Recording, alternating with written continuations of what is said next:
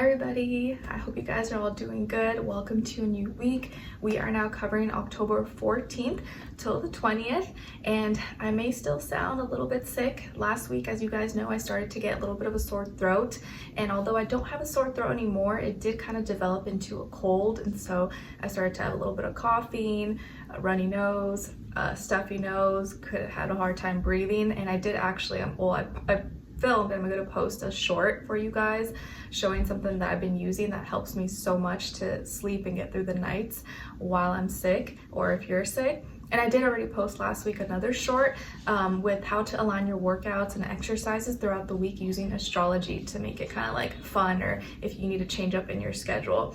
So anyways, I'm a little bit sick still, but I'm still like I can function and do stuff, but I may sound a little bit off if you notice.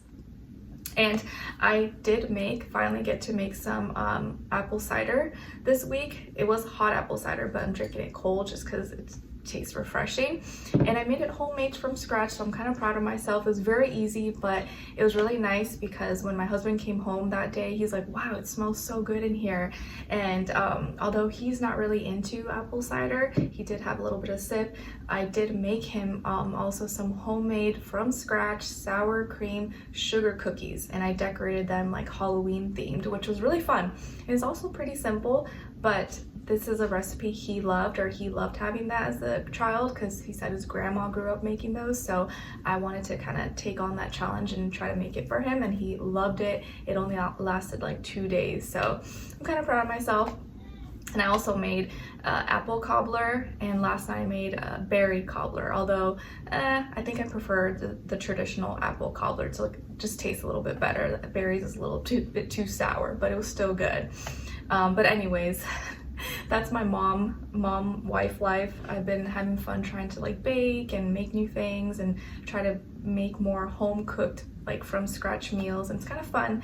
And as I do it more, I get a little more confident and more comfortable because I really want Skylar to grow up having more traditions and homemade meals and get excited about stuff like that.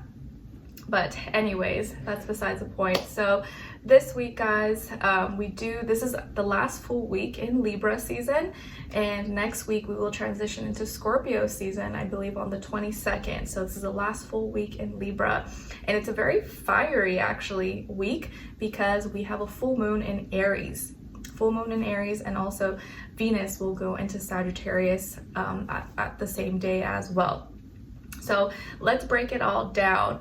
And for the energies actually of what's going on in the sky for this week, the song that came to me was that song by Ed Sheeran. What's it called? I See Fire. Is that what it's called? I see fire burning the trees. It's kind of like sad, but for some reason that's the kind of energy I feel for this week. I see fire. I think that's like one of the theme songs for The Hobbit, right? If I'm not mistaken. I See Fire, Ed Sheeran. I love that song. It's really good, but I just feel like that's like the intensity I feel. Like there's this like fiery warrior spirit in the air that will kind of maybe even come out of all of us in some way, shape, or form, in hopefully in a more positive way than negative way, but that's kind of what I'm feeling.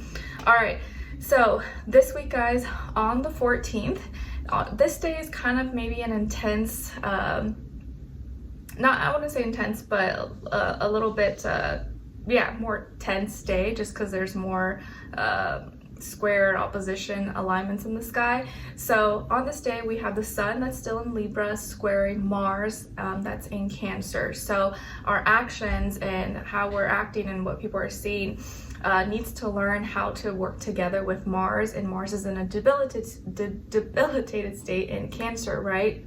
So it's like we just may feel very at odds, or like we have to do something that we don't want to do, but we just have to get it done. And even though we don't feel like it, we have to still try to conduct ourselves in a certain manner, so get out of our feelings, but also maybe not rub others the wrong way. Later this day, we also have Venus in Scorpio opposing Uranus in Taurus, and obviously Scorpio and Taurus are opposite. So what we love is feeling really at odds and opposite of how we're supposed to be rebelling and changing right now. And Uranus wants us to change and rebel when it comes to our structure, status, foundations. But Venus and Scorpio is like, I'm not trying to do all that surface level stuff and be all practical and logical and build. I'm trying to go over here and go deep in my hole and investigate. So Venus, what we love is feeling kind of, I don't want to change. I don't want to do that. I want to go work on this. So we're just kind of, that opposite kind of energy that day. Then the next day on the 15th, we have Venus in Scorpio trining Neptune. That's in Pisces. So on this day, actually, what we love, or how we love has gifts to help our creativity, imagination, arts, dancing, and things like that. So what we love, we may feel kind of more creative, more inspired, want to, maybe express that through writing, dancing, singing, art, things of that nature in some kind of artsy way. Or we feel like what we love can help us imagine and dream bigger. Or we may feel more connected, or the things that we love could help us feel more connected to our dreams and illusions and creativity. Then on the 17th of October, this is when we have the full moon in Aries, okay? And actually this week for your weekly individual readings, I am gonna give you I did write down here a message for the Aries full moon, so how the full moon will be affecting you, and as far as you're responding, reacting to, what emotion you're going to feel like you need to burn through by expressing.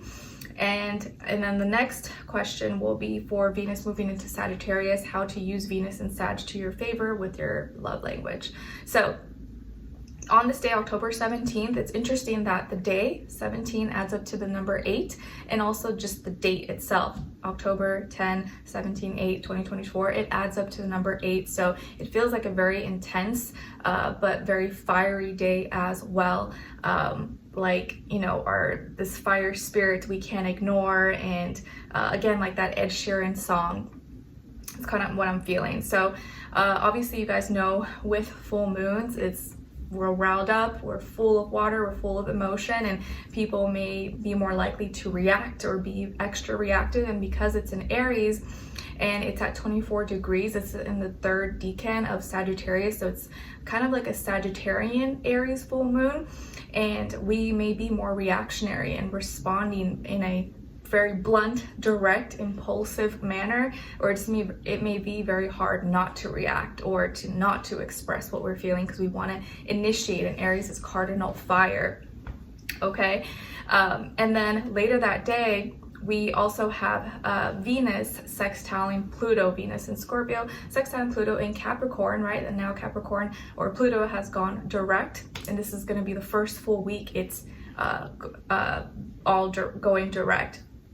So Venus here, what we love, how we love, has the opportunity to transform, change, or go through some, kind of very intense and dramatic kind of change and transformation. So this can be in a good way, but could also be in a maybe not so good way if we're not careful. So with this full moon in Aries, you will either maybe feel very, happy, fulfilled, and expressing that, or you may be needing to burn through some kind of feeling, emotion you need to let go of and release, and it may be hard to restrain yourself. Okay, because if you think of fire in nature, it's very hard to keep down. It will just flame and go, expand and go fire. It'll spread very fast. And then towards the end of the day, we have Venus moving into Sagittarius. So going from fixed water Scorpio into Sagittarius. So very fiery day again. And for Venus and Sagittarius, for your weekly readings, I'm going to ask how you can use Venus and Sag to your favor for your love language. So we're going to feel more drawn towards people, places, things that make us feel free, not restricted, not confined, aligned with our morals, our philosophical ways of thinking, spirituality, religious beliefs, you know, experience, and we want to experience, we want to have adventures, we want to see what's out there and travel and do fun things, and it kind of gets us in that holiday spirit that we tend to get into around this season and time of year.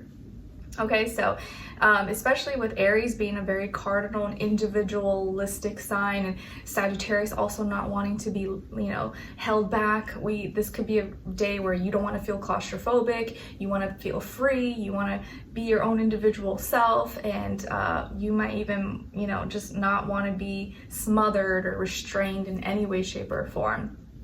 Or if anything makes you feel that way, you're gonna want to like get the heck away from them as fast as you can. All right, and I think that's it actually for all the main alignments for this week. Okay, yeah, so check out that song, Ed Sheeran, I See Fire. I feel like that's like kind of the main energy, pretty much, if I could sum it up for this week. And we'll break down for each of your zodiac signs what you can expect and what's going to be happening maybe for your health, career, work, finances, and love, romance, dating, or relationships. Okay, all right, so let's get started. I'll see you in your weekly readings, and see you guys there. Take care.